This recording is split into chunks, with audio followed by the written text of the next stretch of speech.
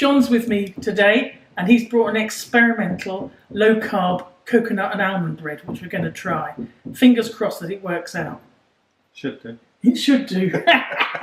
Okay, so I'm going to kick off with a bowl of dry ingredients, and in here I've got my almond flour, which is just ground almonds, and there's the coconut flour, and then I've got 1 teaspoonful of baking soda. Okay, that's all mixed together. Okay. Now for the eggs. Okay, 5 eggs. Got those here. So you've not mastered the one-handed cracking that I think you're being over-optimistic. It's fun enough if you can't see trying to fish eggshell out of eggs, so I'm trying to do it just safely and carefully. That's my 5 eggs. Now I beat those up. Yeah, beat those till they're frothy. Okay. Right. That's the oil. Oil. Okay, so we've got a teaspoon of cider vinegar. Perfect. And then I think there was some water, wasn't there? John, you're going to add the flour for me, and we know that this is... It's going to get thick very quick. And yeah. So this has got to be the quick bit. So we're going to put it in, get your mixer going, and then go in now. Am I getting that feel? Oh yeah, it is thickening. Okay, so the mixer is going into this loaf tin. Mm-hmm. We'll flatten it down. There should be just enough here for this one. Yeah. Yeah. What's it taste like? Tastes like almonds. Does it? Yeah, it does, and it's quite sweet. Sweet. And you can see why. I bet you it goes well with chicken and bacon. It's very odd.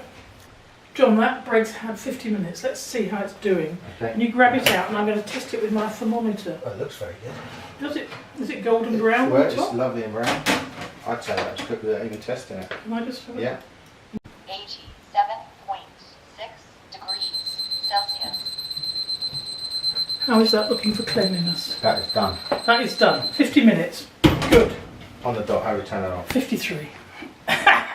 We made the low-carb bread, and so now we're going to try making it into club sandwiches with these huge pieces of chicken.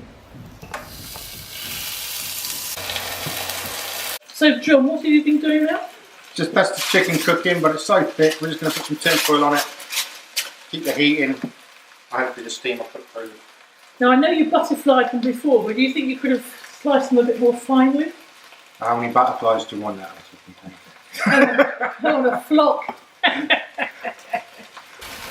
This is the coconut and almond bread. It's very fine texture, quite solid.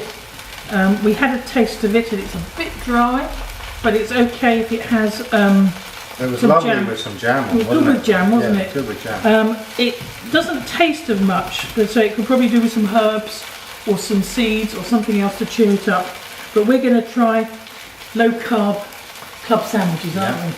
Spread the lettuce onto the bread. Your bread's to your left.